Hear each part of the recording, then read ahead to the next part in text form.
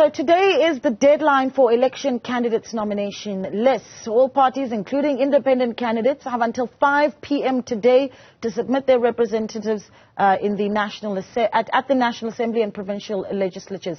Action SA and Newcomers, Rise Mzansi are some of the political parties that have submitted their lists to the IEC. So, what do we make of the 2024 electoral process so far? Let's weigh in with independent consultant and election result analyst Michael Atkins. Michael, good morning to you. Thank you so much for joining us. I think we've had some interesting discussions this week already. I mean, yesterday was Build One South Africa. So much anticipation and expectation about whether or not Musi Maimane was going to be able to submit his candidates list and, of course, get the signatures ready. But what do you make of the IEC's calendar so far? And if we're going to be seeing still 600 parties and independent candidates actually making it to the 29th of May, in your view, are we still going to hold those numbers?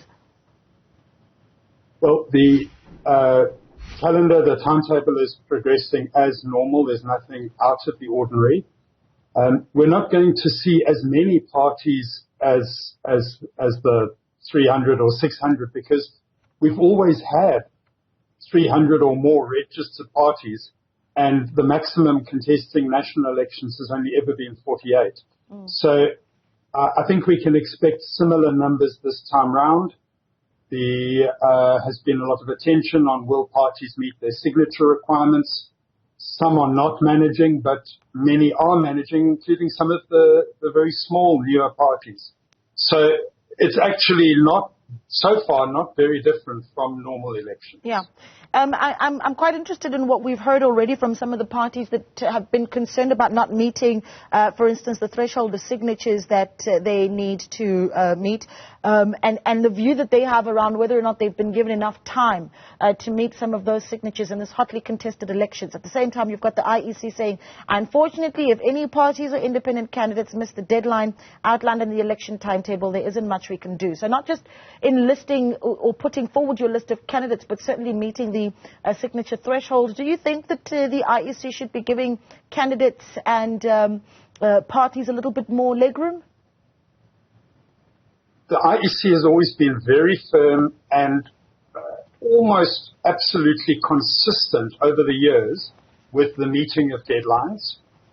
There have been one or two court challenges in the past for particular circumstances, but there's nothing unusual in them enforcing this deadline. There's no reason for them now to start changing the deadline. Yes, the signature question has been decided relatively late in the day, and the signature requirement itself is new, and it is an unusual set of circumstances, but there's no particular reason why it should be shifted now. The expectations have been known for some time.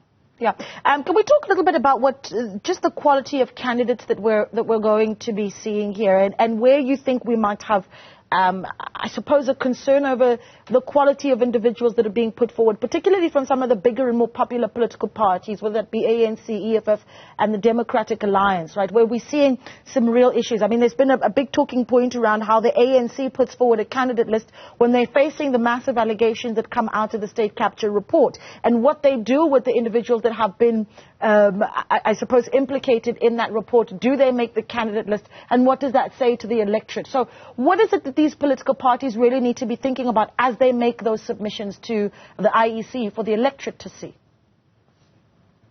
Obviously, it is a question of perceptions. There is nothing in our law or our electoral system that places any real constraint on political parties. So it is up to their own discretion and their own management of how they are perceived in the public. So yes, it is an interesting question. It will be for parties to manage the consequences and deal with any of the criticism that may flow. But fundamentally, and this is behind a lot of the drive for electoral reform, there is nothing in the law or the system that actually makes the candidates list closer to the electorate or to the communities. So that is a longer term question, but not something that can change now. Yeah.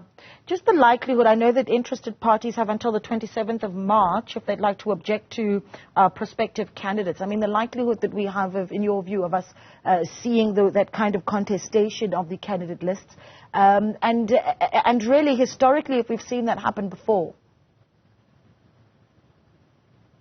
You know, there have been minor issues and complaints in the past, nothing of particular or major political significance.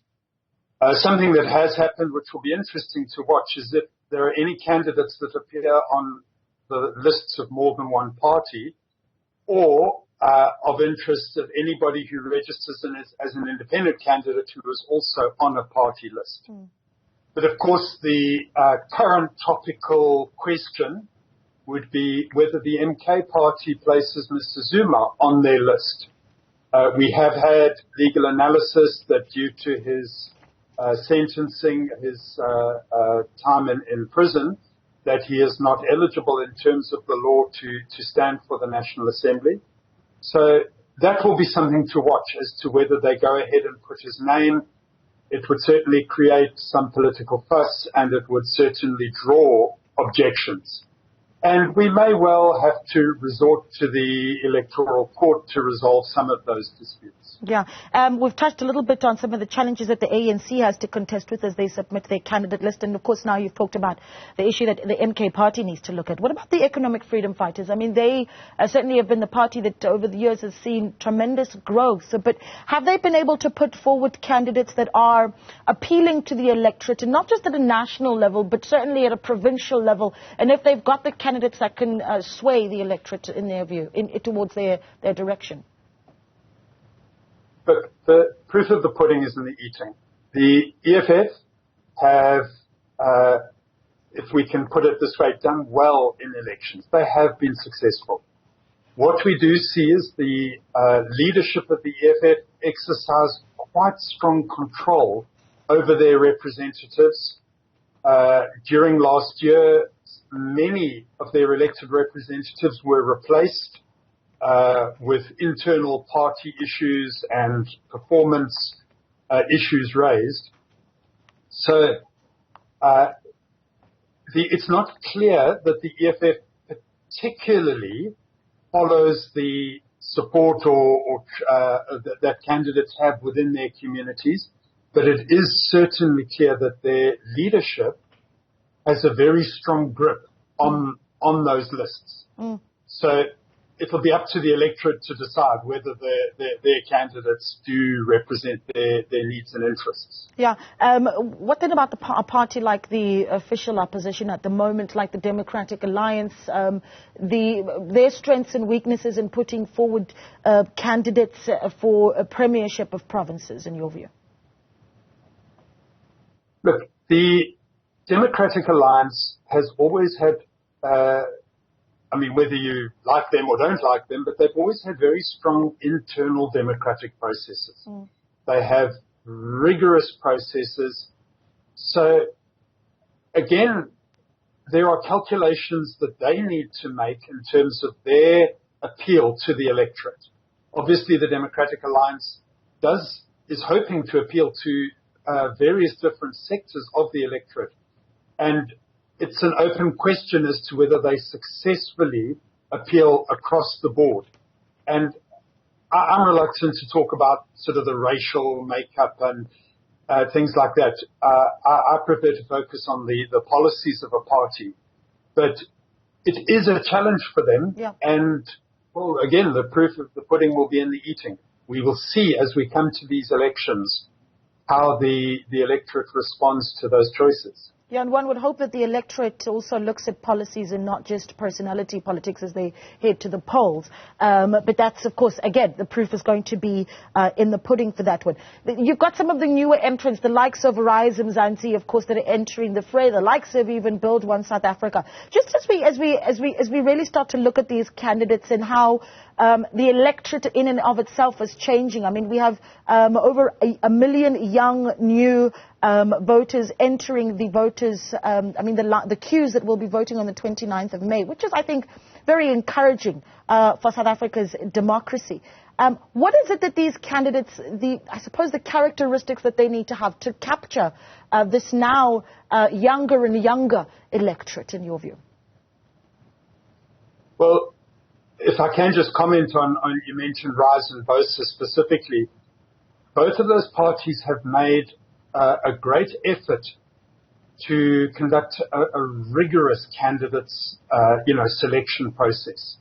So they do have a number of younger candidates, of dynamic candidates who have qualities that would be what we expect of our public representatives. Again, we will see how successful that is. But this is a question of opinion in terms of what will appeal to the younger voters.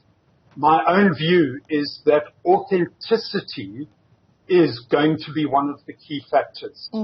That we can have people who say popular things or say controversial things, but in the end, are the candidates and are the voices for the different parties authentic? And for me, that is the measure, and that is how I look at the offerings that parties have. Yeah. Well, we're going to leave it there. Thank you so much for speaking to us. Michael Atkins, of course, is an independent consultant and election result analyst, as we count down to that deadline at 5 p.m. for political parties and independent candidates to submit their candidates list to the Independent Electoral Commission.